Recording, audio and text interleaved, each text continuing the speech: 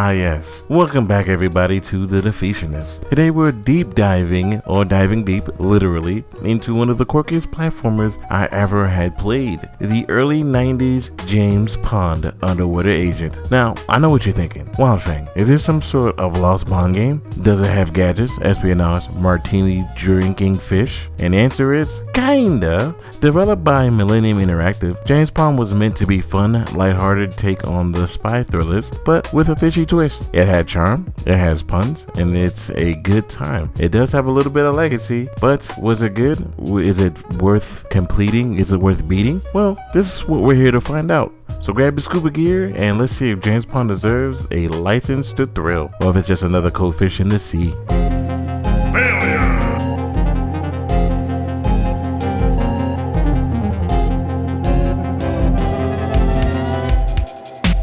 Let's do this. Go!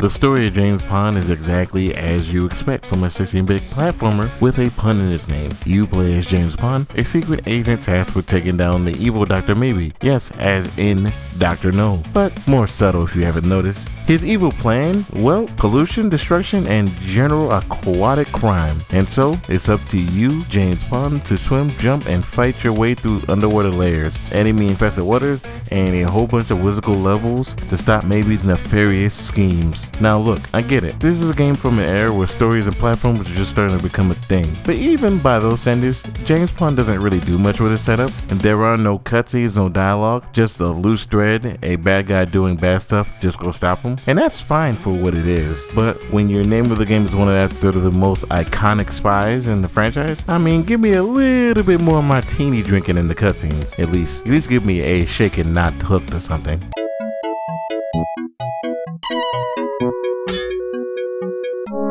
If you've played most platformers from the early 90s, you probably have an idea what to expect. Running, jumping, collecting items, and taking down bad guys. But James Pond tries to mix things up by introducing underwater movement with an emphasis on exploration. Since Pond is, well, he's a fish, a lot of the game takes place underwater, giving you free movement in all directions rather than the typical left, right, running, and jumping of most platformers. The levels are structured as small missions rather than straightforward platforming gauntlets. Sometimes they're red screen hostages, sometimes they're dismantling bombs, and sometimes you're just collecting random objects because video games. The variety is nice in theory, but in execution, things can get a little chaotic, and the levels can feel aimless if you really don't know how to properly play the game. The objectives aren't always clear, and add in floaty physics because, you know, underwater, the movement starts to feel more sluggish in certain areas than fun with other mechanics. The core combat isn't too much better, and you don't attack enemies as much as you bop them away.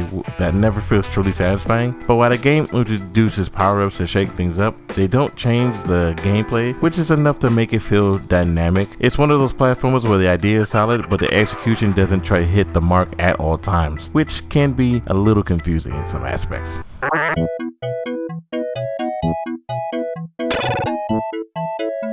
For a game that came out in 1990, James Pond actually looks pretty solid. The colors are bright, the environments are playful, and the character design, while simple, has charm. There's a distinct cartoonish look to everything, which makes it visually stand out from some of the more generic platformers of the time. And Pond himself is a goofy little fish with a tuxedo-like body. Simple but effective, right? The music, it's fine. It's kind of bouncy, upbeat, chiptune soundtrack that's fun for a few minutes but starts to get repetitive after a while. The problem is that the music is bad, it's just it doesn't leave much of an impression. You're not walking away humming the James Pond theme the way you would, let's just say, Mario or Sonic, and the sound effects, they get the job done, but there is nothing particularly notable about them. From the production standpoint, James Pond clearly had effort put into it. You could tell what it was from that era, especially where the developers were still trying to figure out how to make platformers great rather than just functional.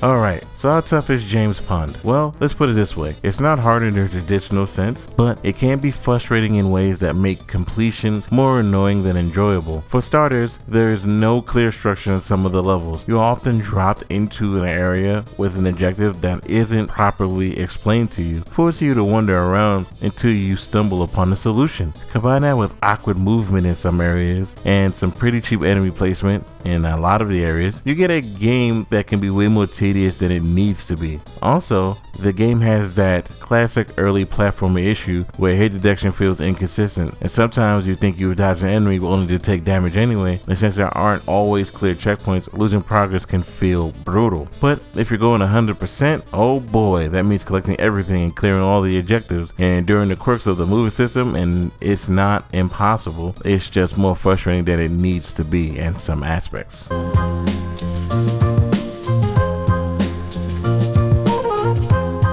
So, what do you get for going the extra mile? What's the grand reward for taking down Dr. Maybe and collecting all the things? Not much. There's no secret ending, no hidden levels, just the satisfaction knowing you did it all. And listen, I love completing and beating games, but the best completions come with something. A cool new unlockable, a secret ending, anything. James Pond doesn't really have that, nor do you get any like New Game Plus or anything like that. So you just beat the game and that's it.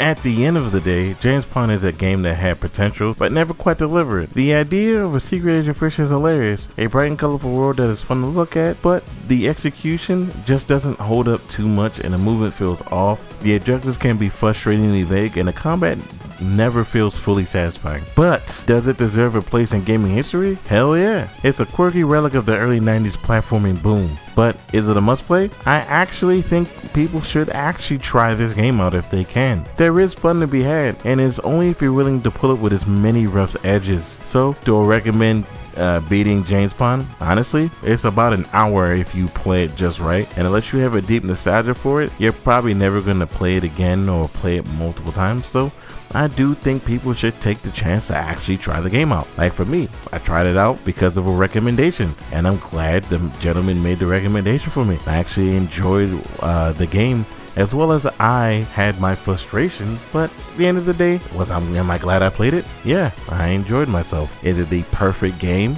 No, it is no Sonic 2 or Sonic 3 and Knuckles or Mega Man X or Super Mario World, I mean, but it is still a game that belongs in history. That being said, you guys have a great rest of your day.